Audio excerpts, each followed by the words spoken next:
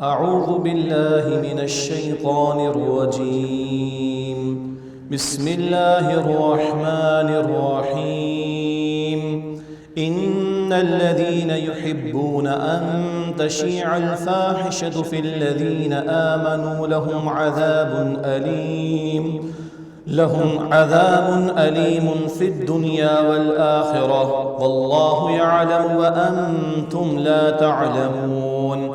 ولولا فضل الله عليكم ورحمته وأن الله رؤوف رحيم. يا أيها الذين آمنوا لا تتبعوا خطوات الشيطان ومن يتبع خطوات الشيطان فإنه يأمر بالفحشاء والمنكر ولولا فضل الله عليكم ورحمته ما زكى منكم من أحد أبدا ولكن الله يزكي من يشاء والله سميع عليم. صدق الله العظيم. اللهم صل على محمد وعلى آل محمد وبارك وسلم. رب اشرح لي صدري ويسر لي امری واحلل عقدۃ من لسانی یفقهوا قولی واجعل لي وزیرا من اہلی آمین یا رب العالمین. آج کے اس ماہانہ نشست کا جو موضوع مقرر کیا گیا ہے وہ ہے با حیا زندگی، اور اس کے تعلق سے جو باتیں ہم سمجھیں گے انشاءاللہ تعالی، اس میں پہلی بات تو یہ ہے کہ اس حیا کا مفہوم کیا ہے اور اس حیا کے مفہوم کی وسعتیں کیا کیا ہیں، اور اس حیا کی اہمیت کو ہمارے دین میں کس کس طور پر بیان کیا گیا ہے. اور جب ان دینی تعلیمات کو دیکھتے ہیں اور آج اپنے اس ماحول کو دیکھتے ہیں جہاں میں اور آپ جی رہے ہیں تو بات بڑی واضح ہے کہ بالکل الٹ اور برعکس معاملہ دکھائی دیتا ہے. تو پھر اس کا علاج کیا ہو سکتا ہے، اس سے بچاؤ کا طریقہ کیا ہو سکتا ہے، اس پر بھی انشاءاللہ تعالیٰ کچھ گفتگو کرنے کی کوشش کریں گے. جہاں تک لفظ حیا کا تعلق ہے، قرآن حکیم میں بھی استعمال ہوا اور ایک معروف لفظ ہم لوگ اردو میں بھی استعمال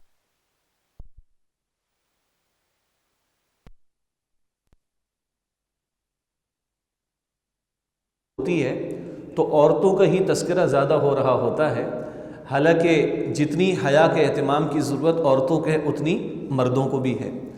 پھر ایک اور تصور ہمارے ذہن میں وہ لفظ بے حیائی سے آتا ہے، یعنی کہ حیا کا جو مفہوم ہے عام طور پر ذہنوں میں وہ اتنا ہی محدود ہے جتنا کہ ہم بے حیائی کے تصور سے آشنا ہیں، یا فحاشی عریانی یہ الفاظ معروف ہیں ہمارے معاشرے میں. کوئی شک نہیں کہ بے حیائی اور فحاشی اور عریانی کے برعکس حیا، اس پر ہمارا دین گفتگو کرتا ہے، اس کے تعلق سے رہنمائی عطا کرتا ہے.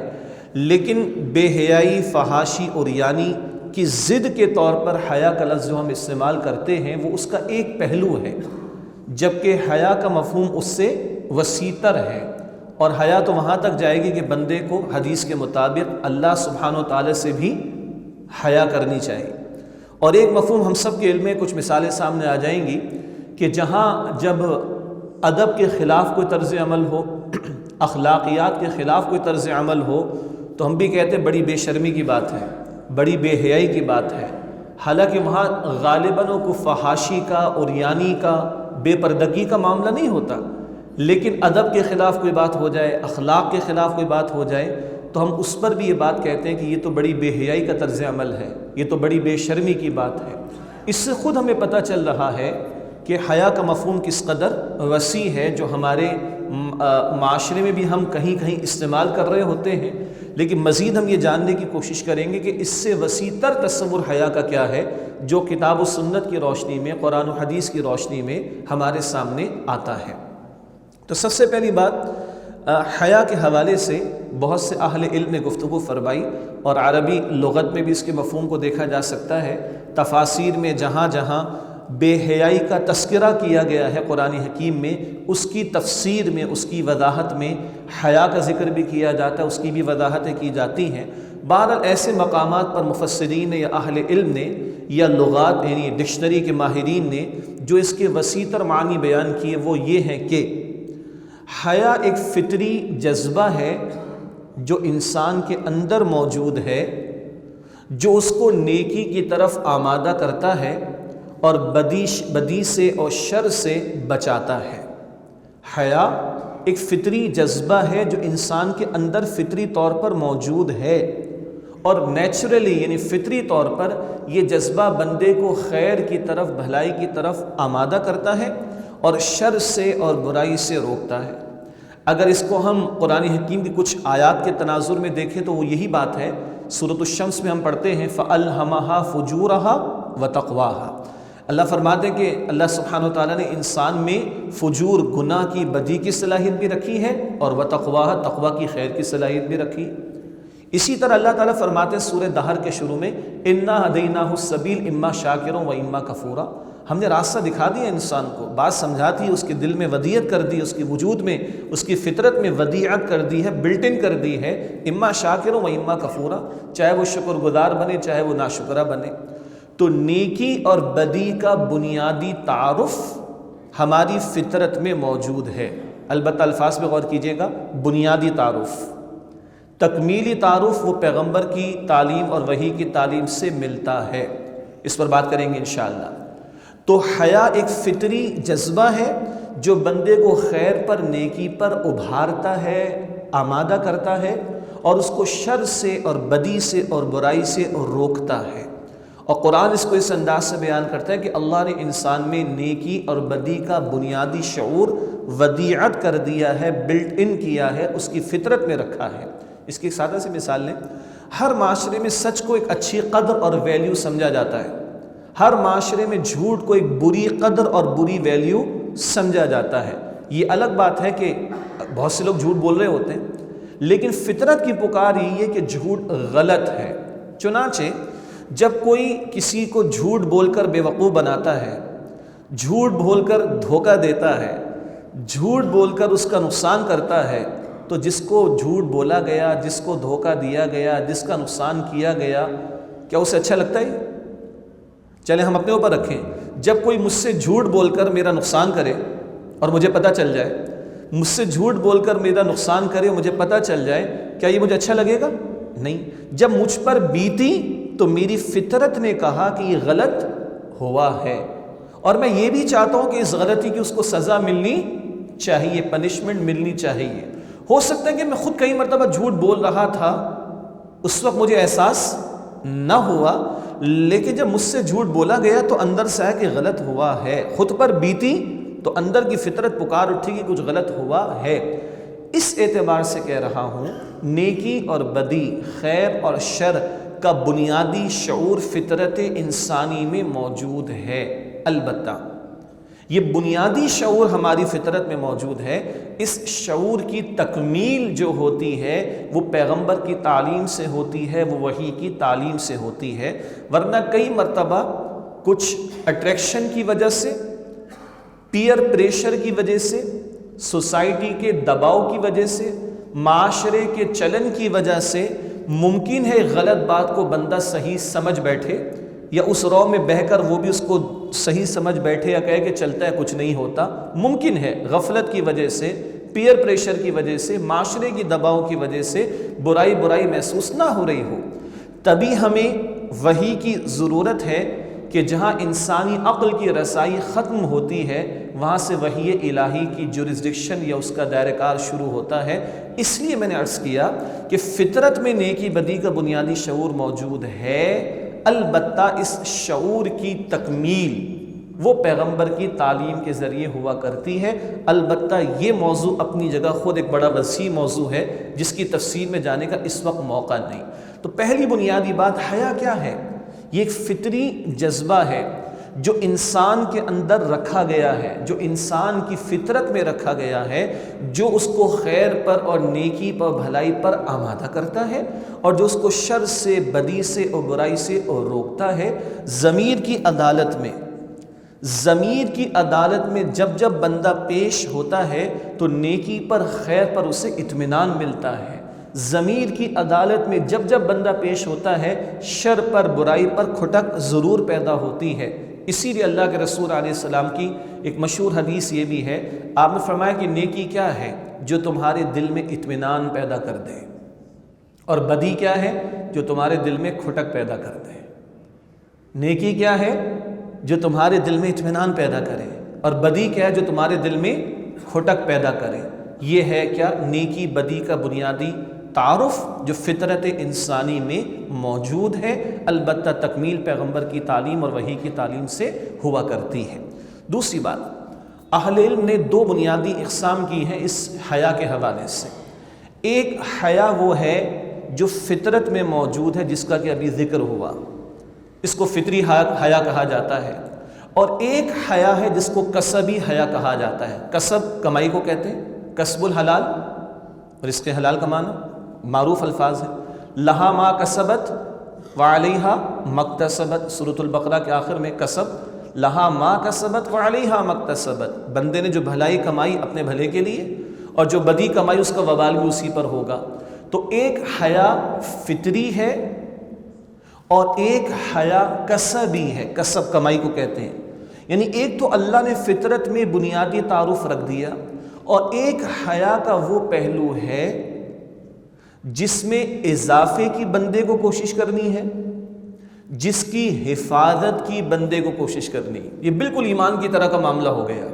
اسی لیے حدیث شریف میں اللہ کے نبی صلی اللہ علیہ وسلم نے کیا فرمایا کہ حیا اور ایمان دونوں ساتھی ہیں۔ حیا اور ایمان دونوں ساتھی ہیں، اگر ایک چلا جائے تو دوسرا بھی چلا جاتا ہے۔ اسی لیے اگر حیا گئی تو ایمان چلا گیا۔ کیوں حیا پر زور ہے؟ وہ بات اسی لیے واضح کی جاتی ہے، یہ بیان کی جاتی ہے، یہ تفصیل اس کی لائی جاتی ہے گفتگو میں کہ اگر حیا چلی جائے تو ایمان بھی چلا جائے گا۔ تو جیسے ایمان، اس میں اضافہ بھی ہوتا ہے۔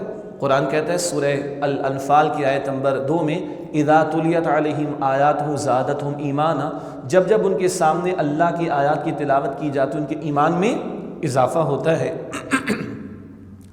اور کبھی ایمان گھٹ بھی جاتا ہے، حقیقی ایمان جو دل میں ہوتا ہے۔ حدیث شریف میں بندہ گناہ کرتا ہے تو حدیث شریف میں ذکر ہے کہ حالت ایمان میں شراب نہیں پیتا بندہ، حالت ایمان میں زنا نہیں کرتا، حالت ایمان میں چوری نہیں کرتا۔ کیا مطلب؟ جب وہ حقیقی ایمان دل سے نکلا، خوف خدا دل سے نکلا، آخرت کی جواب دہی کا احساس دل سے نکلا، چوری بھی کر رہا ہے، زنا بھی کر رہا ہے، شراب بھی پی رہا ہے، اللہ حفاظت رکھے۔ پھر ایک حدیث کے مطابق ایمان دل سے نکل وہ پرندے کی طرح اس کے سر پر منڈلاتا رہتا ہے، توبہ کر لے تو ایمان لوٹ آتا ہے۔ یہ ہے حقیقی ایمان دل میں۔ تو جیسے ایمان بڑھتا ہے اس کو بڑھانے کی ضرورت ہے، اور اس کی حفاظت کی ضرورت ہے کہ ضائع نہ ہو جائے، گناہوں سے کم ہو جاتا ہے، ختم ہو جاتا ہے۔ بالکل اسی طرح حیا کا معاملہ ہے کسب کے اعتبار سے، کمائی کے اعتبار سے، کہ اس حیا کو محفوظ رکھنے کی بھی ضرورت ہے اور اس حیا میں اضافے کی بھی ضرورت ہے۔ اس پر تھوڑی سی اور آگے بات کریں گے کہ وہ کیا پہلو ہیں جس سے یہ حیا گھٹتی ہے، کم ہو جاتی ہے، اللہ محفوظ رکھے ختم ہی نہ ہو جائے، اور وہ کیا امور ہیں کہ جو دین نے بتائے ہیں اس حیا کی حفاظت کے اعتبار سے اور اس میں اضافے کے اعتبار سے۔ یعنی یہاں پہ یہ نقطہ بڑا پیارا ہو گیا کہ جیسے بالکل ایمان ہے اس کے اضافے کی حفاظت کی ضرورت، اسی طرح حیا کا معاملہ ہے اس میں بھی اضافے اور اس کی حفاظت کی ضرورت ہے۔ اس پر کچھ باتیں ہم آگے کریں گے۔ تو یہ ایک اور نقطہ آ گیا کہ حیا ایک فطری ہے جو فطرت میں موجود ہے، اور ایک حیا کسبی ہے جس کو کمایا جائے گا، جس میں اضافہ کیا جائے گا، جس کی حفاظت کی جائے گی، اور خطرناک بات یہ کہ وہ ضائع بھی ہو سکتی ہے، اللہ اس سے ہماری حفاظت فرمائے۔ اب ایک نقطہ یہ جو میں نے عرض کیا کہ حیا کا تو مفہوم اس قدر وسیع ہے کہ اس میں گفتگو کے حوالے سے اللہ سے بھی حیا کا تصور سامنے آتا ہے۔ چنانچہ احادیث میں بڑی وضاحت سے بات ملتی ہے کہ اللہ کے پیغمبر علیہ السلام نے خود وضاحت فرمائی، جو ایک معروف تصور ہے جس پر ہم نے بھی بات کرنی آگے، جس حیا کی ضد بے حیائی یا فحاشی یا عریانی یا بے پردگی وغیرہ ہیں، اس پر بھی ہم نے بات کرنی، لیکن یہ حیا کے گفتگو کے تعلق سے ایک حصہ ہے، ایک پہلو ہے۔ تو اللہ کے پیغمبر علیہ السلام نے فرمایا کہ اللہ اس بات کا سب سے زیادہ حقدار ہے کہ تم اللہ سے حیا کرو۔ اللہ اس بات کا سب سے زیادہ حقدار ہے کہ تم اللہ سبحانہ و تعالیٰ سے حیا کرو۔ اس کی وضاحت بھی آپ نے فرمائی صلی اللہ علیہ وسلم، تمہارے سر میں جو کچھ ہے اس تعلق سے بھی حیا کرو۔ کیا مطلب؟ کیا خیالات آ رہے ہیں؟ کیا سوچ آ رہی ہے، کیا فکر آ رہی ہے، حیا کرو، جواب دینا ہے کل۔ تمہارا پیٹ ہے، اس میں کیا جا رہا ہے، حلال کے حرام، اس کے حوالے سے حیا کرو، کل جواب دینا ہے۔ مشہور حدیث ہے نا، بندے کے قدم اس کی جگہ سے ہٹ نہیں سکیں گے جب تک کہ 5 سوالات کے وہ جوابات پیش نہ کر دیں۔ آپ کی میری زندگی کے اہم ترین سوالات اور روزانہ دہرانے چاہیے۔ زندگی کہاں لگائی، جوانی کہاں کھپائی، مال کہاں سے کمایا اور مال کہاں خرچ کیا، اور جو علم حاصل کیا اس پر کتنا عمل کیا۔ اللہ ہم سب کے حساب کو آسان فرمائے۔ تو جو سر میں ہے اس کے تعلق سے بھی حیا کرو، کل اللہ کو جواب دینا ہے، کیا فکر سوچ آ رہی ہے۔ جو پیٹ میں ہے، جو جا رہا ہے، وہ کیا جا رہا ہے، حلال ہے کہ حرام، اس کے تعلق سے بھی حیا کرو، جواب دینا ہے۔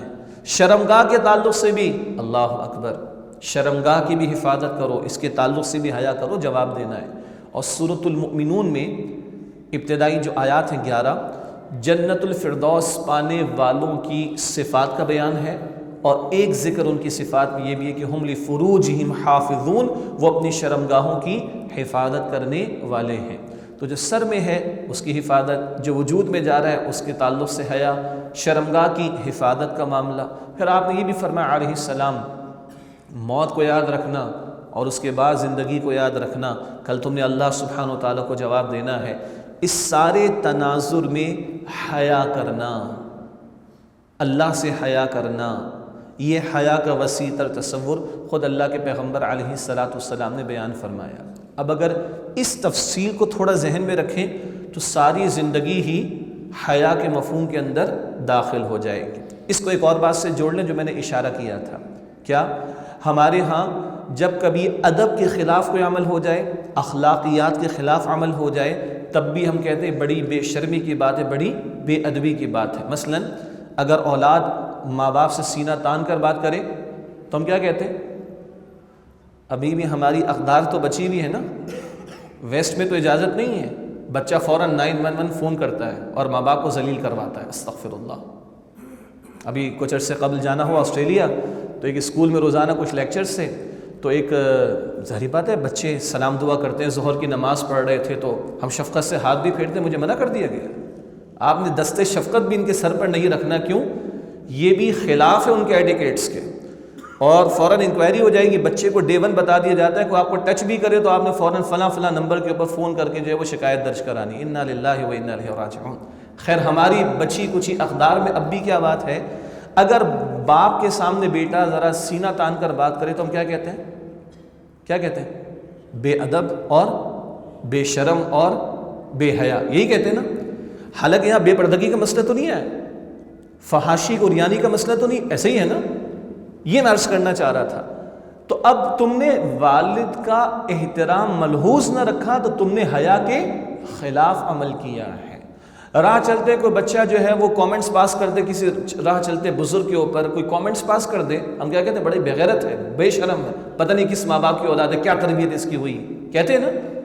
یہ وہ حیا کا ایک وسیع پہلو ہے جو ہمارے ہاں زبان زد عام بہرحال اب بھی ہے، کہ جب ادب کے خلاف اور اخلاق کے خلاف بات ہو جائے تو ہم کہتے ہیں کہ یہ بے حیائی ہے، یا یہ حیا کے خلاف بات ہوئی، یہ بے شرمی کی بات ہے، یہ بے ادبی کی بات ہے۔ اچھا اولاد جوان ہو گئی، ماں باپ نے جوان کی، اللہ کی توفیق سے کھلا پلا کر بڑا کیا، اولاد ہو گئی ناہنجار، ہم کیا کہتے ہیں؟ بے شرم، بے حیا، تجھے شرم نہیں آتی؟ تجھے پال پوس کر جوان کہ تو نے آج یہ دن دکھایا ہمیں، اور ماں بھی کبھی غصے میں تجھے اسی دن کے لیے میں نے پال پوس کے جوان کیا تھا، ایسے ہی کہتے ہیں نا۔ اس وقت ماں باپ کی ایکسپیکٹیشن کیا ہوتی ہے، توقع کیا ہوتی ہے؟ اولاد کو ہم نے جوان کیا، شکر ادا کرے ہمارا، خدمت کرے ہماری، ادب کرے ہمارا، احترام کرے ہمارا، یہ دین کی بھی تعلیم ہے۔ دیکھیے ماں باپ ایکسپیکٹ تو کرتے ہیں نا، انسان ہے۔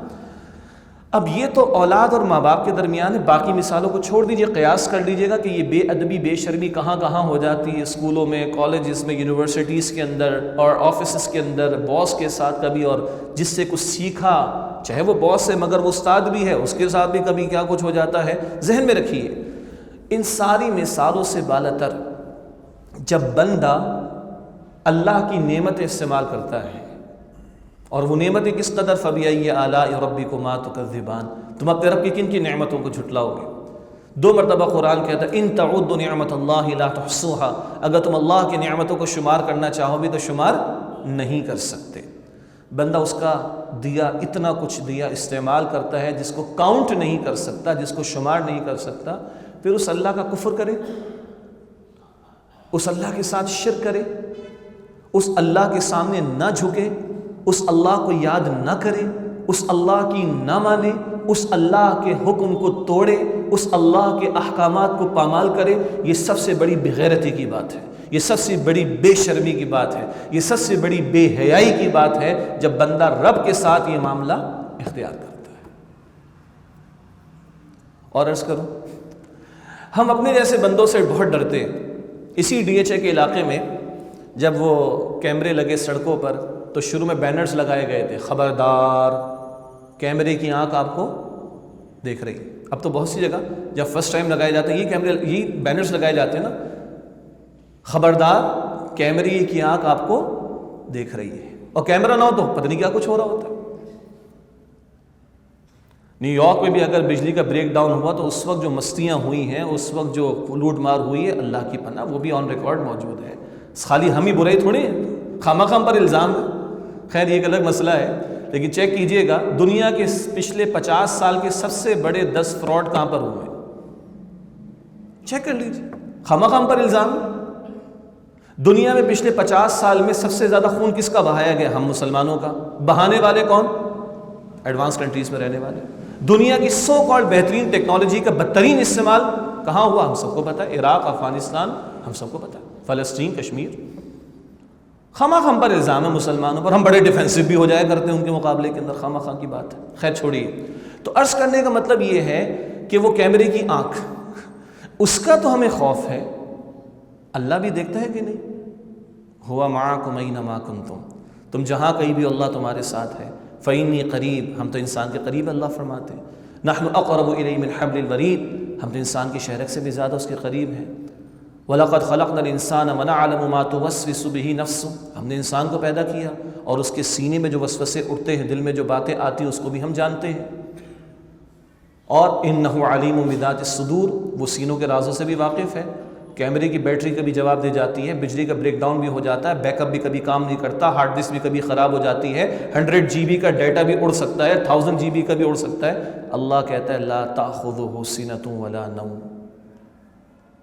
اللہ کو نہ اونگ آتی ہے نہ اللہ کو نیند آتی ہے۔ اور اللہ کہتا ہے اتخشونہم فاللہ احق ان تخشوہ ان کنتم مؤمنین، تم لوگوں سے ڈرتے ہو، بندوں سے ڈرتے ہو، مخلوق سے ڈرتے ہو، مخلوق محتاج، بہرحال تم لوگوں سے ڈرتے ہو، فاللہ احق ان تخشوہ ان کنتم مؤمنین، اللہ اس بات کا زیادہ حقدار ہے کہ تم اللہ سے ڈرو اگر تم واقعتاً مؤمن ہو۔ بس اس سب ٹاپک کو میں یہی روک رہا ہوں کہ حیا کا سب سے بڑا مستحق کون؟ اللہ۔ اس کی شکر گزاری، اس کی اطاعت، اس کی بندگی، اس کے حکم پر عمل کرنا، اس کا ہو رہنا، سب سے بڑھ کر اس سے محبت کرنا، اسی کو چاہنا، سب سے بڑھ کر اسی کی رضا کا متلاشی رہنا، اسی کو مطلوب اور مقصود بنانا، اور اس کی ناشکری سے بچنا، اس کی نافرمانی سے بچنا، اس کی ناراضگی کا خوف رکھنا، یہ ہے حیا کا سب سے بڑا تقاضا، جو حیا اللہ کے ساتھ ہونی چاہیے۔ اب تک جو ہم نے بات کی اس میں ایک بات تو آئی، حیا فطری ایک جذبہ ہے، پھر ہم نے یہ بھی سمجھا فطرت میں بنیادی تعارف حیا کا موجود ہے، البتہ اس کی تکمیل وہ پیغمبر کی تعلیم سے ہوتی ہے۔ پیغمبر آ کر حتمی بات بتاتے ہیں کہ اللہ کے نزدیک کیا صحیح ہے اور کیا غلط ہے۔ ممکن ہے انسانوں کی ایک اکثریت غلط کو صحیح سمجھ رہی ہو مگر وہ اللہ کے نزدیک غلط ہی ہو، اس لیے عرض کر رہا ہوں کہ پیغمبر آ کر اس کی حتمی تفصیل ہمیں بیان کرتے ہیں۔ پھر ہم نے یہ جانا کہ ایک حیا فطری ہے اور ایک کسبی ہے، ایک فطرت میں بلٹ ان ہے، وہی سچ اور جھوٹ والی مثال ذہن میں رکھیے، ضمیر کی عدالت والی بات کو ذہن میں رکھیے، اور ایک ہے کسبی جس پر تھوڑی آگے بات کریں گے کہ جس کو بندے نے کمانا ہے، بڑھانا ہے اور اس کی حفاظت بھی کرنی ہے۔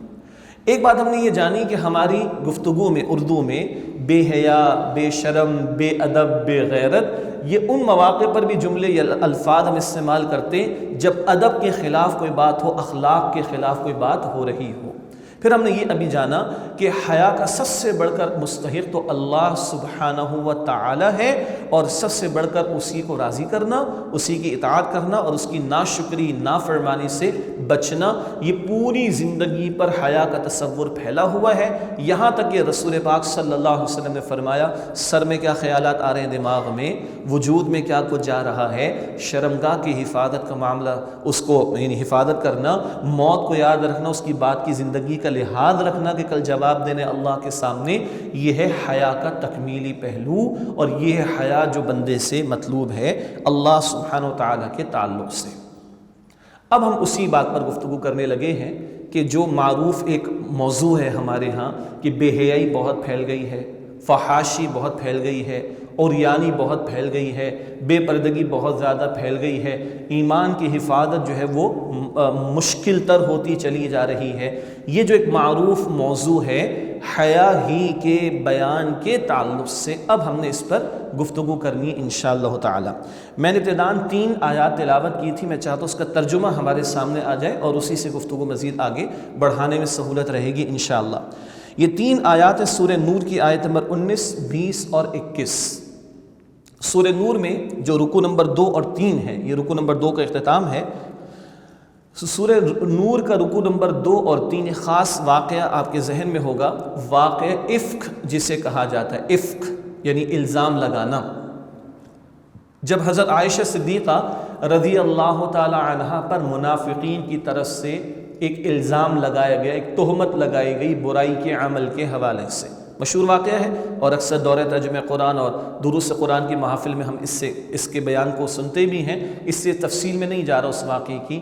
نقطہ سمجھنے کا یہ ہے، ایک الزام لگا تھا اماں عائشہ پر رضی اللہ تعالی عنہا، اور رب کائنات اماں عائشہ رضی اللہ تعالی عنہا کی عفت اور پاک دامنی کے اعلان اور ان کی براءت کے اعلان کے لیے اپنے کلام مبین میں کئی آیات عطا فرمائی اور قیامت تک کے لیے ان آیات کو محفوظ کر دیا۔ یہ عظمت ہے اماں عائشہ صدیقہ رضی اللہ تعالی عنہا کی۔ بہرحال وہ جو ایک الزام لگا، نوٹ کیجئے گا، میں دوبارہ اس کو، تہمت لگی ہے، برائی کے عمل کی تہمت لگی ہے، یہ تہمت جب زبانوں پر آئی ہے تو اللہ کیا فرما رہے ہیں، توجہ فرمائیے گا۔ سورہ نور کی آیت نمبر 19 ہے، ان الذین یحبون ان تشیع الفاحشۃ فی الذین آمنوا، بے شک وہ لوگ جو چاہتے ہیں کہ فاحشہ، یہ بے حیائی، اس کو تھوڑا سمجھیں گے انشاءاللہ آگے، جو لوگ چاہتے ہیں کہ بے حیائی پھیلے ایمان والوں کے درمیان، لہم عذاب علیم، ان کے لیے دردناک عذاب ہے، فی الدنیا والآخرہ، دنیا اور آخرت میں، واللہ یعلم وانتم لا تعلمون، اور اللہ جانتا تم نہیں جانتے۔ الفاظ پہ غور کیجئے، جو چاہتے ہیں کہ بے حیائی پھیلے ایمان والوں کے درمیان، ابھی صرف یہ اسی واقع افک کے تسلسل میں بات آ رہی ہے، آیت نمبر 19 سورہ نور کی۔ یہ جو برائی کا الزام لگایا گیا، اور یہ الزام جو زبانوں پر ہوتا آگے بڑھ رہا ہے، اس پر قرآن کہہ رہا ہے، اس پر اللہ کہہ رہے ہیں کہ یہ جو ایمان والوں کے درمیان بے حیائی کو پھیلانا چاہتے، ان کے لیے دنیا اور آخرت میں دردناک عذاب ہے۔ میں پھر عرض کر رہا ہوں، برائی کا الزام لگا اماں عائشہ پر رضی اللہ عنہا، اور اس کی تشہیر اگر ہو رہی ہے، جس سے خیال تو کچھ نہ کچھ آئے گا نا کسی کے دماغ میں، خیال خیال خیال، یہ جو تشہیر اس الزام کی ہو رہی ہے، اس کو بھی قرآن کہہ رہی جو بے حیائی پھیلا رہے مسلمانوں کے درمیان، ایمان والوں کے درمیان، ان کے لیے دنیا اور آخرت میں دردناک عذاب ہے۔ تو سوچئے تنہائی میں بیٹھ کر بھی، اور میں بھی سوچوں، آپ بھی، جو کچھ آج ہمارے معاشرے میں ہو رہا ہے، کچھ اشارہ کر دیں گے، رونا ہی رو سکتے ہیں، مرثیہ ہی کہہ سکتے ہیں فی الحال، تو اس پر اللہ کا عذاب کتنا بھڑکے گا۔ ایک الزام کی بات زبانوں پر چلی تو کہا کہ بے حیائی پھیلا رہے ہیں لوگ، تو بالفعل اس طرح کے اعمال کیے جا رہے ہوں جس سے انسان کے اندر موجود وہ ایک فطری جذبہ، نیچرل انسٹنکٹ، جس کو پورا کرنے کے لیے نکاح کا پاکیزہ راستہ عطا کیا گیا ہے، وہ جذبہ بھڑکے اور غلط جگہ استعمال ہو۔ یہ ہے مسئلہ اصل میں، یہ جو عفت کے لیے، پاک دامنی کے لیے قرآن میں، حدیث میں کبھی پردے کے، کبھی نگاہوں کی حفاظت کے احکامات عطا کیے گئے، اور دیگر احکامات بھی، ایک بہت بڑا مقصد کیا ہے؟ یہ انسانوں کی حیا محفوظ رہے، آبرو محفوظ رہے، وہ زنا کے گندے راستے پر نہ چل پڑے، ان کی عفت پاک دامنی وہ محفوظ رہ سکے۔ یہ بڑے بڑے مقاصد کے تحت، خواہ وہ پردے کے احکامات ہوں، وہ مرد و عورت کے دائرہ کار کے علیحدہ کرنے کی بات ہو، وہ نگاہوں کی حفاظت کی بات ہو، وغیرہ وغیرہ، اشارہ آگے کریں گے مزید۔ ان سارے احکامات میں ایک بہت بڑا مقصد کیا ہے؟ وہ زنا کا راستہ بند ہو۔ اور یہ جو بیدار ہوتے ہیں جذبات، مجھے اجازت دیجیے گا، یہ جو ہیجانی کیفیات پیدا ہوتی ہیں، جذبات بھڑک اٹھتے ہیں اور غلط جگہ پر وہ استعمال ہوتے ہیں، یہ ہے مسئلہ۔ اسی سے سمجھ لیجئے، یہیں پر اہل علم نے یہ گفتگو فرمائی۔ یہ جو کہتے ہیں بے حیائی کی تعریف کیا ہے، بے حیائی کی تعریف کیا ہے، بے حیائی کی تعریف کیا ہے، ڈوب مرنے کا مقام ہے۔ ڈوب مرنے کا مقام ہے فار پیمرا، اور ڈوب مرنے کا مقام ہے ہماری اعلیٰ عدالتوں کے ججز کے لیے، جو بیچارے غریب ہیں اتنے کہ یہ بھی طے نہ کر سکے کہ فاحشہ کا مطلب کیا ہے، فحش کا مطلب کیا ہے، فحشاء کا مطلب کیا ہے۔ انا للہ و انا الیہ راجعون۔ اس مقام پر بھی اہل علم نے گفتگو کی ہے۔ معروف تفاسیر کو بھی دیکھ لیا جائے تو بات واضح ہو جاتی ہے۔ وہ ایسے تمام اعمال، اقوال، افعال، حرکتیں، حرکات و سکنات، جو الفاظ بھی آپ لے آئے، جس سے اس انسٹنکٹ کو بھڑکا دیا جائے اور نتیجتاً آدمی غلط جگہ اپنی اس خواہش کو پورا کرے، غلط طریقے پر پورا کرے، یہ سارے کرنے کے کام کو فحشاء میں شامل کیا جائے گا۔ گو کہ فحشاء کا لفظ بڑی برائی کے لیے بھی استعمال ہوا قرآن میں، کہیں کہیں کبیرہ گناہوں کے لیے بھی استعمال ہوا، اور اس تناظر میں بھی استعمال ہوا، جیسے کہ اس مقام پر۔ تو یہاں فرمایا کہ ان الذین یحبون ان تشیع الفاحشۃ فی الذین آمنوا لهم عذاب علیم فی الدنیا والآخرہ، بے شک وہ لوگ جو چاہتے ہیں کہ ایمان والوں کے درمیان بے حیائی پھیلے، ان کے لیے دنیا اور آخرت میں دردناک عذاب ہے۔ واللہ یعلم وانتم لا تعلمون، اور اللہ جانتا ہے تم نہیں جانتے۔ کیا مطلب؟ ایک مفہوم یہ ہے اس کی تباہ کاریاں کتنی ہوں گی تم نہیں سمجھ سکتے اس کو، اللہ جانتا ہے تم نہیں جانتے۔ اور آج جو کچھ، پہلے تو ایک ٹی وی کا ڈبہ ہوتا تھا، اب تو جیب میں موجود ہے، اور اس ٹی وی کے ڈبے میں ماضی میں ایک چینل تھا، اب 70 ہیں، لیکن جو موبائل یا اسمارٹ فونز کی اسکرین ہے اس پہ لا تعداد کیا کچھ اویلیبل نہیں ہے۔ اللہ ہم سب کی حفاظت فرمائے۔ اور کتنا ایکسس اس کا عام ہے، اور کس کس طرح اس کو پھیلایا، پروموٹ کیا جا رہا ہے۔ اور اللہ کا یہ جملہ، اللہ اکبر، واللہ یعلم وانتم لا تعلمون، اللہ جانتا ہے تم نہیں جانتے۔ ہمارے استاد محترم ڈاکٹر اسرار احمد صاحب رحمۃ اللہ علیہ جب وہ اسٹیٹس یعنی یو ایس اے جایا کرتے تھے، اس زمانے کی بات ہے، 20 سال 25 سال 30 سال پرانی بات، کہ یہ جو سائیکیٹرسٹ ہوا کرتے ہیں، ماہرین نفسیات، وہاں پر ان ماہرین نفسیات کے پاس سب سے زیادہ کیسز جو لوکریٹو ہیں، یعنی آمدن کے اعتبار سے، وہ کون سے کیسز ہیں؟ وہ انسیسٹ کے کیسز ہیں، جس کو بیان کرتے ہوئے شرم بھی آتی ہے، جھجک بھی ہے۔ محرم کے ساتھ بدکاری کرنا، استغفر اللہ، یہ 25-30 سال پرانی بات ہو رہی ہے۔ اور ناراض نہ ہوئیے گا، تلخ بات عرض کر رہا ہوں اور آ جائے ریکارڈ پر، یہ 1992 93 94 کی باتیں، جب بیت المکرم مسجد جو گلشن اقبال میں معروف ہے، وہاں مفتی تقی عثمانی صاحب کے دروس ہوا کرتے تھے، مفتی عبدالرؤوف سکھروی صاحب کے دروس ہوا کرتے تھے، اللہ تعالیٰ نے حضرات کی زندگیوں میں برکت عطا فرمائے، تو جانے کا موقع ملتا تھا، سیکھنے کا موقع ملتا تھا۔ آج ہم بیٹھے 2017 میں، 92 سے آج کتنا عرصہ ہو گیا جی؟ 25 سال ہو گئے۔ الفاظ سنیے گا، مفتی عبدالرؤوف سکھروی صاحب کہہ رہے ہیں 92 میں اتنے چینلز نہیں تھے ہمارے پاس، اور وہ کہہ رہے ہیں مفتی عبدالرؤوف سکھروی صاحب کے، عبدالرؤوف سکھروی صاحب، کہ بھائی کبھی خواتین ہم سے کوئی تعویذ یا وظیفہ مانگتی ہیں، کس بات کے لیے؟ ناراض نہ ہوئے گا، ذرا سخت بات ہے، کہ باپ کی نگاہ بیٹی پہ نہ پڑے اور بھائی کی نگاہ بہن پر نہ پڑے۔ یہ اللہ کے گھر میں بیٹھ کر اعلیٰ وجہ البصیرت دیانت کے ساتھ عرض کر رہا ہوں۔ 92، now we are in 2017۔ اور کیا رونا کسی اور اس ملک کا کہ جہاں انسیسٹ کے کیسز ہوتے ہوں، محرم کے ساتھ بدکاری۔ واللہ یعلم وانتم لا تعلمون، you cannot imagine کہ کہاں تک معاملہ جائے گا۔ اور ابھی کیا ہوا، 7ویں کلاس کے بچے نے کیا کیا، پڑھ لیا آپ نے اخبارات میں، ایک ٹیچر کے عشق میں مبتلا ہو گیا، کو ایجوکیشن مسائل، اور جناب وہ رسپانس نہ ملا. کیا رسپانس ملے گا خدا کے بندے، تو اس نے اپنا آپ کو ایک لیٹر لکھنے کے بعد مار ڈالا، اور اس نے اپنی اس کو محبت کی داستان اس لیٹر کے اندر رقم کر دی، اپنے آپ کو مار ڈالا اس نے. اور اس سے پہلے کراچی کے اسکول کے اندر لڑکا لڑکی اللہ اپنے زبان پہ رکھے گی کیسز. یہ تو وہ ہیں جو رپورٹڈ کیسز ہیں، اسی پوش علاقے کے اندر کیسز ہیں جو رپورٹ نہیں ہوتے. آپ کے علم میں ہوں گے، مجھ سے زیادہ ہوں گے. کہاں کہاں تک روئیں گے، جوانیاں لٹ رہی ہیں، عزتیں پامال ہو رہی ہیں.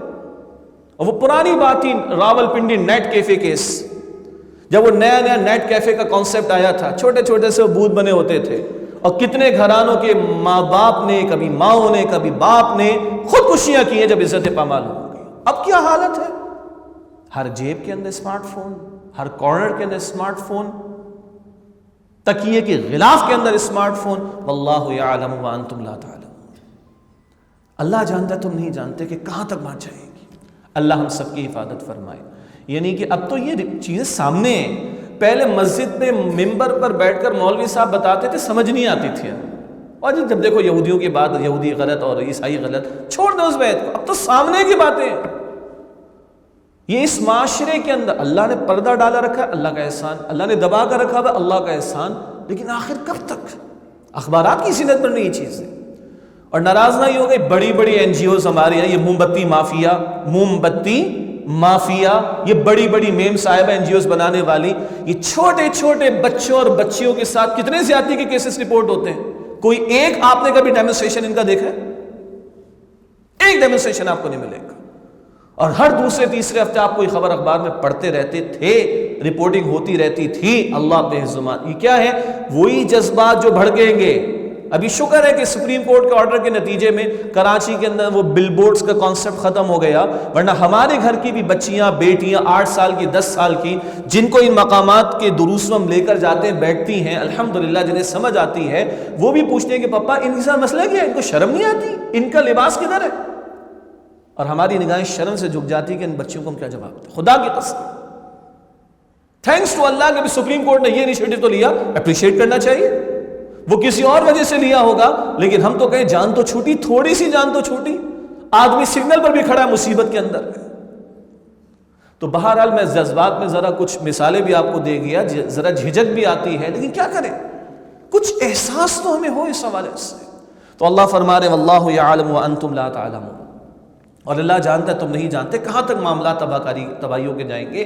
صرف خبر، وہ غلط خبر، افواہ، جھوٹی بات، جھوٹا الزام تو جھوٹا ہی ہوتا ہے، وہ پھیلا تو اللہ کہتے ہیں یہ بے حیائی پھیل رہی ہے، دردناک عذاب ہوگا.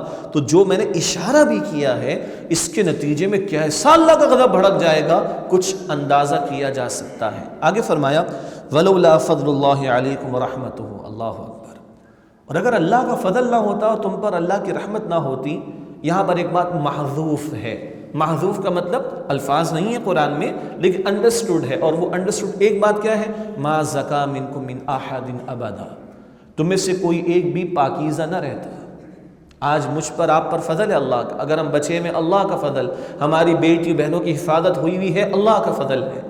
اللہ نے عفت اور پاکیزگی والی زندگی دے رکھی، اللہ کا فضل ہے. اور کوئی غلطی کر بیٹھے، اللہ نے ڈھانپ کر رکھا ہوا ہے، معاف کر دیا، پردہ رکھا ہوا ہے، اللہ کا فضل. شکر ادا کرنا چاہیے اور توفیق مانگنی چاہیے، اس کے بغیر ممکن نہیں. وہ کرنے کے کاموں میں آخر میں بات بھی کر لیں گے، کس طرح انبیاء اور پیغمبروں نے ہمیں سکھایا ہے کہ اللہ سے مانگنا چاہیے. فرمایا کہ ولولا فضل اللہ علیکم ورحمتہ. اور اگر اللہ کا فضل نہ ہوتا تم پر اور اللہ کی رحمت نہ ہوتی تم پر، وان اللہ، تو تم میں سے کوئی پاکیزہ نہ رہتا. وان اللہ رؤوف الرحیم. اور بے شک اللہ رؤوف ہے، شفقت فرمانے والا، رحیم ہے، رحم فرمانے والا ہے. ویسے ایک نقطہ ہے ضمناً لیکن دلچسپ، یہی صفات اللہ نے رسول اللہ کے لیے بھی بیان فرمائی صلی اللہ علیہ وسلم. رؤوف الرحیم سورہ توبہ کے آخر میں. اگلی آیت سورہ نور کی آیت نمبر ہے 21.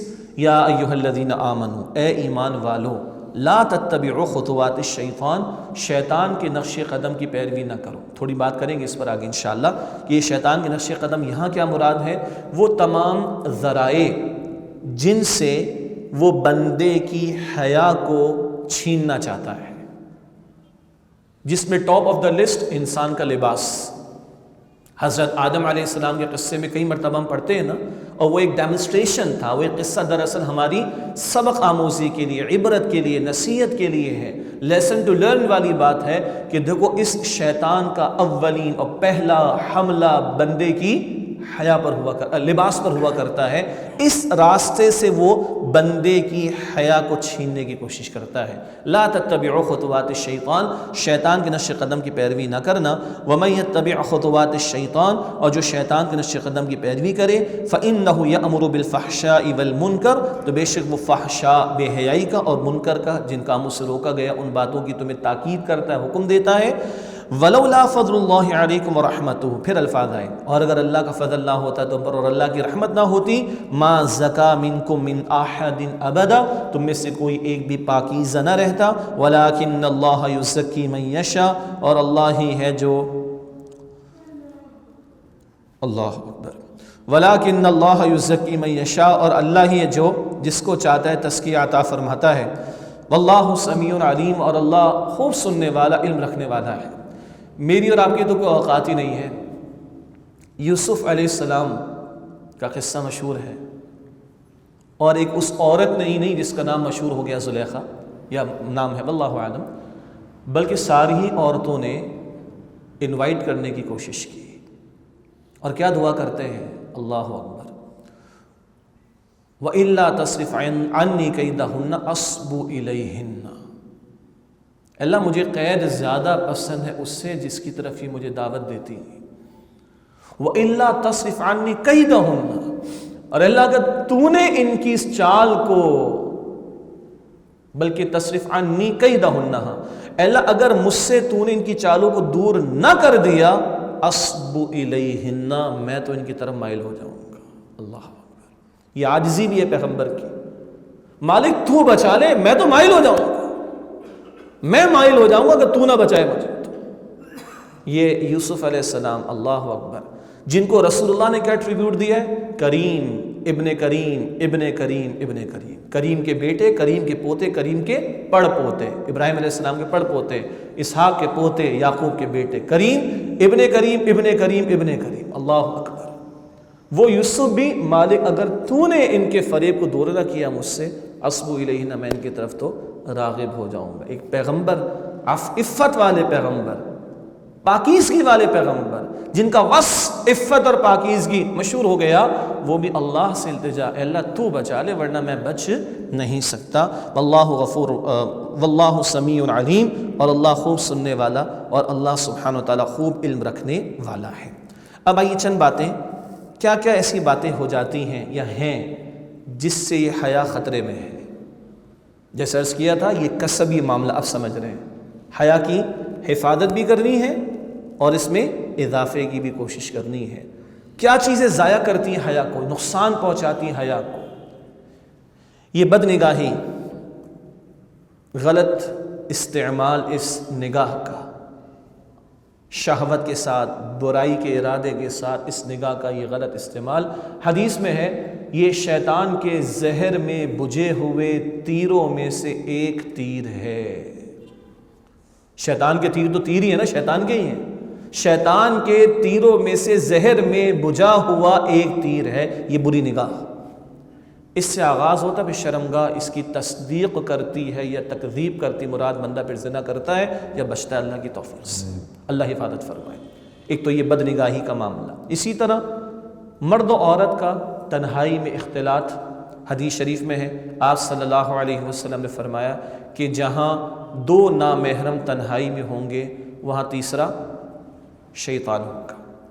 بٹ نیچرل اللہ نے اٹریکشن رکھی ہے، خاص طور پر مرد میں عورت کے لیے، بٹ نیچرل، اور اس کے لیے نکاح کا پاکیزہ راستہ دی، وہ بعد میں بات کریں گے انشاءاللہ۔ لیکن جہاں تنہائی میں دو ہوں گے وہاں تیسرا شیطان ہوگا، اور پھر معاملہ کہاں تک جاتا ہے، اللہ تعالی ہم سب کی حفاظت فرمائے۔ اسی طرح مرد و عورت کا آزاد اختلاط، آزادانہ میل جول مردوں کا، پہلے مسکراہٹوں کا تبادلہ ہوتا ہے، پھر گفتگو بھی ہو جایا کرتی ہے، پھر اور قربت کا معاملہ ہوتا ہے، پھر کھانے پینے میں بھی شرکت ہو جاتی ہے، پھر تحفے تحائف بھی دیے جاتے ہیں، اور پھر کیا ہوتا ہے، اللہ تعالیٰ اپنے حفظ و امان میں رکھے۔ آزادانہ اختلاط مرد و عورت کا۔ پردے کے احکامات کا ذکر مختصراً بعد میں کر دوں گا، صرف ایک جملہ یہ سمجھ لیں کہ اللہ نے جو پردے کے حوالے سے، حجاب کے حوالے سے احکامات عطا فرمائے، ان کا لحاظ نہ رکھا جائے تو پھر یہ حیا خطرے میں پڑتی ہے۔ اسی طریقے پر یہ گانے، ڈرامے، فلمیں، ہو جی نیشنل جیوگرافی میں بہت اچھے پروگرامز آتے ہیں، تو دیکھ لو کتنا پرسنٹ نیشنل جیوگرافی دیکھتے ہیں لوگ، اور کتنا پرسنٹ دنیا جہاں کی ساری خرافات۔ ایک خبر بھی خاتون کے بغیر نہیں آتی، کرکٹ کا ایک چوکا بھی 4 خواتین کے ناچنے کے بغیر نہیں دکھایا جاتا، معاف کیجئے گا، ایک چھکا بھی جو ہے وہ 4-6 عورتوں کے ناچنے کے بغیر نہیں دکھایا جاتا۔ کیا دے رکھا ہے اس میں دیکھنے کے لیے، مجھے بتائیے، at what cost? Do we have the time? مومن کے پاس اتنا ٹائم ضائع کرنے کو ہے؟ Number 1، and at what cost? نگاہ پڑتی ہے، کہاں کہاں پڑتی ہے، سب کو اندازہ ہے۔ تو یہ فلمیں ہو گئیں، ڈرامے ہو گئے، ناچ گانے ہو گئے، یہ کانسرٹس ہو گئے، اسٹیج شوز ہو گئے، اور ابھی سپورٹس کے اندر بھی ہر جگہ پر۔ اللہ معاف کرے، آج تو ایڈورٹائزمنٹ عورت کے بغیر نامکمل ہے۔ صحیح کہا ڈاکٹر ذاکر نائک نے، اللہ تعالیٰ ان کی حفاظت رکھے، ان کی زندگی میں برکت دے۔ What are you selling? The car اور the woman? What are you selling? استغفر اللہ، جس طرح عورت کو پیش کیا جائے۔ تو یہ فلمیں، ڈرامے، ناچ گانے، اسٹیج شوز، اور یہ کانسرٹس، اور یہ سارا کچھ، اور جو کچھ شادی بیاہ میں آج ہمارے خرافات ہو رہی ہیں، اچھے بھلے دیندار یا کم سے کم نمازی پرہیزگار جنہیں معروف معنی میں کہتے ہیں، ان گھرانوں میں بھی جب شادی بیاہ کا موقع، سارا کھلا ماحول، جو ڈانس ہو رہا ہے، لڑکیاں لڑکے خاندان کے ناچ رہے ہیں، ساری قوم جو بیٹھ کر ان کی موویز بنا رہی ہے، ساری دنیا کو اپلوڈ کر کے دکھایا جا رہا ہے۔ اس کو دیکھ کر کسی کو اللہ یاد آتا ہے؟ اس کو دیکھ کر کوئی ایمان کی کیفیت بڑھتی ہے یا ڈاؤن ہوتی ہے؟ ہم سب کو پتہ ہے، وی آر الحمدللہ سینسیبل لوگ ہیں، ہم سب کو پتہ ہے۔ یہ چند اشارے، باقی اور بھی اس میں چیزیں ایڈ ہو سکتی ہیں۔ سوشل میڈیا کا جو اس وقت استعمال ہے، رات کو 2-2 3-3 بجے تک لگے ہوئے ہیں، وہ ٹھکا ٹھک چل رہا ہے بیکار میں، فضول کے اندر۔ جس نے بات کرنی ہوگی، زیادہ ایمرجنسی ہوگی، فون کر لے گا بھائی، واٹس ایپ پہ بھی لگے ہوئے ہیں، ٹویٹر پہ بھی لگے ہوئے ہیں، فیس بک پہ بھی لگے ہوئے ہیں، اس پر بھی لگے ہوئے ہیں، اس پر بھی لگے ہوئے ہیں، اللہ اکبر کبیرہ، اور کس کس سے کہاں کہاں جو ہے تعلقات۔ ضمن ایک بات، ایک صاحب کا بڑا اچھا میسج آیا، بعض اچھی چیزیں بھی ہوتی ہیں اسی جگہ سے مل جاتی ہیں۔ وہ کہتے ہیں کہ میرے 2500 سے زیادہ فرینڈز ہیں فیس بک پر، میرے 750 سے زیادہ واٹس ایپ پر فرینڈز ہیں، اور یہ وہ پتہ نہیں کیا کچھ سرکل ہے میرا، اور اس وقت میں ہاسپٹل کے بیڈ میں ہوں، لیٹا ہوا ہوں، اور باہر میری ایک بیوی ہے اور میرے 2 بچے ہیں، دیٹس اٹ۔ اللہ اکبر کبیرہ۔ کس مطلب صحیح لفظ میری زبان پر نہ ہے، کس چکر میں پڑے ہوئے ہم لوگ، کہاں اپنے وقت پر بات کر رہے ہیں؟ ابھی تو میں یہ تفصیل میں نہیں جا رہا، یہ گفتگو نہیں لا رہا، جو امتی ہو محمد رسول اللہ صلی اللہ علیہ وسلم کا کتنا بڑا مشن اس کے کاندھوں پر ہے، ان فضولیات کے لیے ٹائم ہے لوگوں کے پاس، فردر مور ان گناہوں کے کاموں کے لیے ٹائم ہے۔ استغفر اللہ، اللہ ہم سب کی حفاظت فرمائے۔ یہ چند چیزیں اور بھی ہو سکتی ہیں، یقیناً آپ کے ذہن میں آ رہی ہوں گی، مگر اشارتاً یہ وہ خرابیاں ہیں، یہ وہ شیطان کے ہتھ کنڈے ہیں، یہ وہ شیطان کے وار ہیں جن کے ذریعے وہ ہم سے ہماری حیا کو چھیننا چاہتا ہے۔ اور اللہ کے پیغمبر علیہ السلام نے فرمایا کہ جب حیا اور ایمان دونوں ساتھ ہیں، اگر ایک چلا جائے تو دوسرا بھی چلا جاتا ہے۔ اور اللہ کے رسول علیہ السلام نے یہ بھی فرمایا کیٹیگوریکل انداز میں، اذا لم تستحی فاصنع ما شئت، جب تم میں حیا نہ رہے تو جو چاہو کرو۔ اس کا ایک اور مفہوم کیا ہے؟ جو کرو گے وہ کم ہوگا، جو تباہی آئے گی وہ کم ہوگی، جو بربادی آئے گی وہ کم ہوگی۔ اللہ ہم سب کی حفاظت فرمائے۔ اچھا جی، یہ کسبی جو حیا ہے، جہاں حفاظت کرنی ہے وہاں اس کو برقرار بھی رکھنا اور اس میں اضافے کی کوشش بھی کرنی ہے۔ اس کے لیے کیا کیا کرنا ہے؟ اس کے لیے ایک اہم بات ہے کہ شیطان کو خدا را اللہ میں بھی کمزور ہوں، بیان کرنے والا بھی کمزور ہے بھائی، وہ بھی اسی معاشرے کا حصہ ہے۔ جتنا آپ کو ان باتوں کی سمجھنے اور عمل کرنے کی ضرورت ہے، اس سے زیادہ مجھے ان باتوں کو سمجھنے عمل کرنے کی ضرورت ہے۔ یہ 2 طرفہ بات ہے، اور یہ کوئی لگی لپٹی بات نہیں کر رہا ہوں میں آپ سے، بلکہ خود اللہ کے رسول فرماتے ہیں علیہ السلام، حالانکہ آپ تو خطاؤں سے پاک، آپ فرماتے ہیں اوصیکم ونفسی بتقوی اللہ عز وجل، لوگوں میں تمہیں بھی اور اپنے آپ کو بھی اللہ عز و جل کا تقوی اختیار کرنے کی وصیت کرتا ہوں۔ تو بیان کرنے والا بھی مبرہ نہیں ہے، اس کو بھی حاجت ہے کہ وہ اپنی حیا کی حفاظت کا اہتمام کرے۔ اللہ مجھے اور آپ کو ہم سب کو توفیق عطا فرمائے۔ ایک اہم بات، شیطان کو اپنا دشمن سمجھیں، وہ لگا ہوا ہے مجھے اور آپ کو ہرانے کے لیے، اور اس کو دشمن سمجھیں گے تبھی فائٹ کریں گے اس کو۔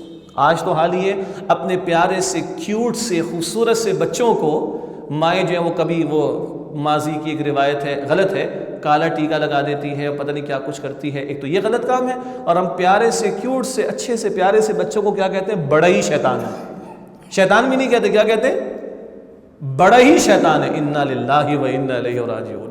اتنے پیارے کو بڑا ہی شیطان کہیں گے تو وہ مردود گالی نہیں ہے، رد کیا گیا جس سے اللہ کی رحمت سے وہ لعین یاد رہے گا جو دشمن ہے میرا اور آپ کا، تو اس کو یاد رکھے کہ وہ میرا اور آپ کا دشمن ہے۔ دوسری اہم بات، اللہ کا ذکر۔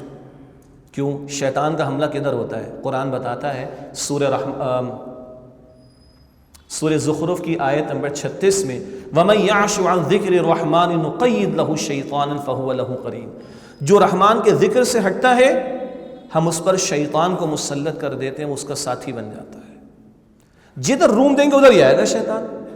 گلاس اگر فل ہے، بھرا ہوا ہے، تو اس میں کچھ اور لیکوڈ ایڈ نہیں ہو سکتا، خالی ہوگا جتنا اتنا کچھ اور ڈال سکتے ہیں میں اور آپ۔ تو جب اللہ کے ذکر سے جڑے رہیں گے تو انشاءاللہ شیطان کے حملوں سے محفوظ رہیں گے۔ اور بہت پتے کی ایک بات، بہرحال گھر سے باہر نکلنا ہے، مردوں نے خاص طور پر معاش کی جد و جہد اور بھی کام کاج، کبھی خواتین نے بھی ضرورت کے تحت نکلنا ہوتا ہے۔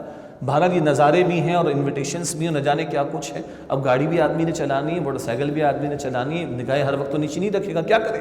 اللہ کا ذکر، اللہ کا ذکر، اللہ کا ذکر۔ وہ جو نیگیٹو امپیکٹ آ رہا ہے نا ساری انویٹیشنز کی وجہ سے، اس کا رد ہو جائے گا، یہ ڈیٹرنٹ بن جائے گا انشاءاللہ تعالی۔ اللہ کا ذکر جس میں تلاوت قرآن بھی بہترین، اللہ کے نبی علیہ السلام کے بتائے ہوئے اذکار بھی ہیں، اور آپ کی بتائی ہوئی دعاؤں کا اہتمام بھی ہے۔ اور ذکر کے ساتھ دعا کو شامل کر لیجئے۔ یوسف علیہ السلام تو کیا سکھا رہے ہیں؟ اے اللہ تو ہی بچائے تو بچوں گا، ورنہ میں تو مائل ہو جاؤں گا۔ جب اللہ کے اتنے عفت والے پیغمبر یہ فرما رہے ہیں اور قرآن نقل کر رہا ہے، تو مجھے اور آپ کو اللہ کے سامنے جھکنے کی اور رونے کی کس قدر ضرورت ہوگی اندازہ کیا جا سکتا ہے۔ اللہ کے نبی نے بڑی پیاری پیاری دعائیں سکھائی۔ اللہم آتی نفسی زکاہا، اے اللہ میرے نفس کو اس کا تزکیہ عطا فرما دے، مصنون دعاؤں کی کتابوں میں مل جائے گی۔ اسی طرح اللہم انی اسألک الہدی والتقی والعفاف والغنی، اے اللہ میں تجھ سے ہدایت کا سوال کرتا ہوں، اے اللہ میں تجھ سے تقوی کا، خوف خدا کا سوال کرتا ہوں، والعفاف عفت کا سوال کرتا ہوں، والغنا غنا کا، بندوں سے تو مجھے بے نیاز کر دے۔ کتنی پیاری دعا ہے۔ ان دعاؤں کا اہتمام کرنے کی کوشش کرنا۔ پھر اللہ سبحانہ وتعالیٰ نے لباس کی تلقین فرمائی ہے، اور ہمارا بہت بڑا زیور لباس ہے حیا کی حفاظت کے لیے۔ مردوں کے لیے بھی لباس سطر کے احکامات ہیں، عورتوں کے لیے بھی ہیں۔ البتہ وہ 6 آیات میں بس اشارہ کر دوں اس کا۔ سورہ نور میں مردوں کو کہا نگاہوں کو نیچے رکھو اور شرمگاہوں کی حفاظت کرو، آیت نمبر 30 میں۔ سورہ نور کی آیت 31 میں عورتوں سے کہا وہ بھی نگاہوں کو نیچے رکھیں اور اپنی شرمگاہوں کی حفاظت کریں۔ سورہ نور کی آیت نمبر 31 میں عورتوں کو خمرہن کا الفاظ ہے، وَلْيَضْرِبْنَ عَلَىٰ جُيُوبِهِنَّ بِخُمُرِهِنَّ، کہ اپنی خمار کہتے ہیں عربی کا لفظ ہے، ہاں عربی کا لفظ، چادر کو، وہ چادر کے سر کو اور سینے کو ڈھانپ لیا جائے۔ ایک خاتون اپنے محرم کے سامنے بھی ہو، بیٹی والد کے سامنے ہو، بہن بھائی کے سامنے ہو، ماں بیٹے کے سامنے ہو، تب بھی کیا ہے وہ احتیاط کرے، سر کو ڈھانپنا اور سینے پر ڈال لینا، چادر مناسب وہ کفایت کر جائے گی، باقی پراپر لباس تو ہوگا۔ یہ ہے محرم کے سامنے۔ لیکن جب خاتون نامحرم کے سامنے آئے، گھر سے باہر جائے، تو اس کو پورے جسم کو چھپانا ہے، چہرے کو بھی چھپانا۔ امت کی اکثریت اس کو ہی مانتی ہے، اسی کو سمجھا امت کی اکثریت نے۔ اور سورہ احزاب کی آیت نمبر 59 میں جلابیبہن، جلباب واحد ہے، جلابیب اس کی جمع ہے۔ جلباب ایسی چادر جس سے پورے جسم کو ڈھانپ لیا جائے، عبداللہ بن عباس رضی اللہ عنہ نے اس کی وضاحت بھی فرمائی. ایک روایت میں ایک آنکھ کا کھلا رکھنا، ایک میں 2 آنکھوں کا کھلا رکھنا ملتا ہے، باقی چہرے سمیت پورے جسم کو چھپانا. یہ ہے عورت کو جو چہرے کو چھپانا ہے نامحرم کے سامنے جب وہ گھر سے باہر آئے. اسی طرح عورتوں کو بھی ایک تلقین ہے سورہ احزاب کی آیت نمبر 32 میں، نامحرم سے بات ضرورتاً کرنا پڑے تو کر لیں، مگر ایسی نرمی نہ ہو انداز میں کہ کسی کے باطن میں گندگی ہو تو وہ برا ارادہ کر بیٹھے، احتیاط آواز میں بھی. اور عورت کا اصل ٹھکانہ اس کا گھر بتایا گیا سورہ احزاب کی آیت نمبر 33 میں. ضرورت کے تحت باہر نکلے، حجاب کا لحاظ رکھے، لیکن اصل ٹھکانہ اس کا گھر. اللہ اکبر. گورباچوف کا نام آپ نے سنا ہوگا. اس نے کبھی کہا، اور مفتی تقی عثمانی صاحب نے کوٹ بھی کیا اس کی کتاب سے، وہ کہتا ہمیں ایک ایسی تحریک چلانی چاہیے، سنیے گا، USSR نام کی کوئی شے آج زمین پر موجود نہیں ہے، ماضی کی so called super power. USSR کا وہ آخری کہتا ہے گورباچوف کہ ہم ایک ایسی تحریک چلانی ہے کہ جس خاتون کو ہم باہر لا کر کھڑا کر چکے اسے کس طرح اس کے گھر میں واپس لایا جائے. اور جب یہ کوٹ ہوتا ہے تو سورہ احزاب کی آیت نمبر 33 کوٹ ہوتی ہے، یاد آتی ہے، وَقَرْنَ فِي بُيُوتِكُنَّ، اپنے گھروں میں قرار پکڑو. اللہ کے پیغمبر نے فرمایا عورت جب گھر میں ہوتی ہے تو اپنے رب کے زیادہ قریب ہوتی ہے، گھر سے باہر ہوتی تو شیطان طاقتا رہتا ہے. ہاں ضرورتاً باہر جائے تو حجاب کا لحاظ رکھے، لیکن رب کے قریب کب ہے؟ جب وہ اپنے گھر میں ہو. اسی لیے عورتوں پر جماعت کی نماز کی پابندی لازم نہیں. عورت کی افضل نماز کہاں ہے؟ جو وہ گھر میں ادا کرے. پھر دین نے عورتوں اور مردوں کا دائرہ کار علیحدہ بیان کیا. کبھی دور تھا بزرگ یہاں پر بیٹھے ہیں، یہ زنانہ ہے اور یہ مردانہ ہے. کہاں گیا وہ؟ آؤٹ ڈیٹڈ ہو گیا. استغفر اللہ، ہم ایڈوانسڈ ہو گئے ہیں. انا للہ و انا الیہ راجعون. یہ عورتوں کے بیٹھنے کی جگہ ہے، مردوں کے بیٹھنے کی جگہ. ابھی میں پڑھ رہا تھا شام میں، کبھی وہ دور بھی تھا جب بیٹی رخصت ہوتی تھی تو باپ پسند نہیں کرتا تھا کہ بیٹی کے سر پر بغیر کپڑے کے ہاتھ رکھے. سمجھ آ رہی؟ نہیں، وہ بھی گھونگھٹ لے گی تب باپ سر پر ہاتھ رکھے. بھائی بھی پسند نہیں کرتا تھا، کبھی پسند نہیں کرتے تھے کہ اپنی بیویوں کو دوسروں کے سامنے لے کر آئیں. اور آج کیا ہو رہا ہے؟ اللہ اکبر کبیرہ. نہیں بھائی، شریعت نے، دین نے حکم دیا ہے، مردوں کا دائرہ کار الگ ہے، عورتوں کا دائرہ کار الگ ہے. اسی طریقے پر ہم اپنے گھروں کے ذمہ دار ہیں. مردوں کی بات کر رہا ہوں. قرآن کہتا ہے قُوا أَنفُسَكُمْ وَأَهْلِيكُمْ نَارًا، اپنے آپ کو اور اپنے گھر والوں کو جہنم کی آگ سے بچاؤ. ہمارے گھر میں اسکرین پر کیا ہے؟ بچے کارٹون ہی تو دیکھتے ہیں. کارٹون سب کو سکھا دیتے ہیں آج کل. چوری کرنا بھی سکھا دیتے ہیں، ڈاکہ ڈالنا بھی سکھا دیتے ہیں، جھوٹ بولنا بھی سکھا دیتے ہیں، چیٹنگ کرنا بھی سکھا دیتے ہیں، اور بے حیائی کی باتیں بھی سکھا دیتے ہیں جس کو بیان کرنے کی ضرورت نہیں. نگاہ تو رکھنی پڑے گی. بچیوں کا لباس کیسا ہے، بیٹیوں کا لباس کیسا ہے. بہرحال ایک پرسنل سی بات ہے، میری 4 بیٹیاں ہیں اور ان کے نام ہم نے خاندان نبوت سے ہی رکھے. میں جان بوجھ کے ذکر کرتا ہوں کیونکہ اگلی بات ہم سب تسلیم کرتے ہیں الحمدللہ. ہم نے نام رکھے عائشہ، حفصہ، فاطمہ اور زینب. یونیورسٹیز میں جانا ہوتا ہے، کالجز میں جانا ہوتا ہے، ویسے بھی عمومی طور پر تو ہم سوال کرتے ہیں بھائی میں اپنی بیٹی عائشہ کے لیے، حفصہ کے لیے، زینب کے لیے، فاطمہ کے لیے ایز اے رول ماڈل کس کو پیش کروں؟ آج کون ہے؟ باربر شاپ پہ کون ہے؟ لڑکوں سے پوچھیے. بیوٹی پارلر شاپس پہ کون ہے؟ لڑکیوں سے پوچھیے. کون ان ہے؟ سب کو پتہ ہے. کیا ان کو میں اپنی بیٹیوں کے سامنے ایز اے رول ماڈل پیش کر سکتا ہوں؟ نہیں پیش کر سکتا بھائی. نہیں سر، وہ جواب ہی آتے اسٹوڈنٹس کا، نہیں سر وہ اماں عائشہ، اماں حفصہ، بی بی فاطمہ، بی بی زینب وہی پیش کر سکتے ہیں. تو کیا تھی بی بی فاطمہ کی حیا؟ پڑھائیں تو صحیح اپنی بچیوں کو، تعلیم تو دیں، نگاہ تو رکھیں. ساری دنیا غلط ہو جائے، میرے پیغمبر اور میرے پیغمبر کے گھرانے کی بات تو صحیح رہے گی نا. حکم تو وہی آئے گا اس سے. اب بی بی فاطمہ فرماتی میرا جنازہ بھی اٹھانا تو رات کی تاریکی میں اٹھانا. جنازہ تو ڈھپا ہوا ہوتا ہے نا. نہیں، میرا جنازہ بھی اٹھانا تو رات کی تاریکی میں اٹھانا. تو اب میں اور آپ، پہلے میں اور آپ، ہم گھروں کا جائزہ لیں. کیا پڑھا رہے ہیں اپنے بچوں کو؟ کہاں پڑھا رہے ہیں؟ کس ماحول میں پڑھا رہے ہیں؟ گیٹ اپ کیا ہے؟ لباس کیسا ہے؟ کیا دیکھا جا رہا ہے؟ کیا پڑھا جا رہا ہے؟ کس بات کی تعلیم و تربیت دی جا رہی ہے؟ گھر میں فنکشنز ہوتے ہیں یا گیدرنگز ہوتی ہیں یا مواقع آتے ہیں تو کیا منایا جا رہا ہے اور کیا نہیں؟ مجھے آج نہیں ویلنٹائنس ڈے پہ بات نہیں کرنی میں نے، حالانکہ فروری کا مہینہ ہے، وہ بے غیرتی کی بات ہے. ہیلوئین ہو گیا، ویلنٹائن، بغیرتی کی بات ہے، چھوڑ دیجیے اس کو. اتنی تعلیم سمجھنے کے بعد سب کو کلیئرٹی کی غلط باتیں ہیں، لیکن بہرحال میں اپنے گھر کا جائزہ لوں، میں پہلے وہاں پر ذمہ دار ہوں. اور ہم کیا کریں؟ اپنے آپ کو، اپنے گھر والوں کو دین کے ماحول سے جوڑیں. مجھ میں بھی کمزوری، ہم سب میں کمزوری، نو ڈاؤٹ اباؤٹ دس، لیکن اس وقت میری اور آپ کی جو باطن کی کیفیت ہے وہ عام طور پر نہیں ہوا کرتی. ایسا ہی ہے کہ نہیں؟ تو اس ماحول میں، دین کے ماحول میں، مسجد کے ماحول میں، دینی اجتماعیت کے ماحول میں، خیر کے ماحول میں، اللہ والوں کے ماحول میں، نیکیوں کے ماحول میں اپنے آپ کو ہم نے جوڑنا ہے، تاکہ باہر کا جو پیئر پریشر ہے، سوسائٹی کا پریشر ہے، تو ہمارے استاد ڈاکٹر اسرار احمد صاحب فرماتے تھے رحمۃ اللہ علیہ، سوسائٹی ود ان سوسائٹی ہمیں کریٹ کرنی پڑے گی. عفت والا ماحول، پاکیزگی والا ماحول. الحمدللہ یہاں جو حضرات و خواتین موجود ہیں گواہ ہیں، جب رمضان شریف میں دورہ ترجمہ قرآن ہوتا ہے اور سینکڑوں اور بعض اوقات 1000 سے اوپر کی تعداد ہوتی ہے، ہم نے بھی دیکھا، بڑا اچھا لگا کہ ایک ہی جگہ سے 40-50 بچیاں جو 8, 9, 10, 11 سال کی ہیں، سب اسکاف میں چلی آ رہی ہیں، اور کسی نے کچھ نہیں کہا. انہوں نے سورہ نور پڑھی ہے، سورہ احزاب سنی ہے، باتیں سمجھ میں آ گئی ہیں، اور ہمیں پتہ چلا کہ بچیوں نے لڑ کر اپنے والد سے دیکھا کہ ہماری عبایا کب آ رہی ہے. سبحان اللہ، کوئی زیادہ نہیں محنت کرنی پڑی، ماحول کے نتیجے میں یہ چیز پیدا ہونا شروع ہوئی. اور الحمدللہ اس ماحول سے نکلے ہوئے ہمارے بچے بھارت میں پڑھنا ہے، جانا ہے، یونیورسٹیز میں جانا ہے. الحمدللہ ہمیں اللہ کی ذات پر بھروسہ کرتے ہوئے اعتبار ہے کہ وہ اپنی بھی حفاظت کرتے ہیں، دوسروں کو بھی خیر کی طرف جوڑنے کی کوشش کرتے ہیں. تو ماحول میں جوڑنے کی کوشش کرنا.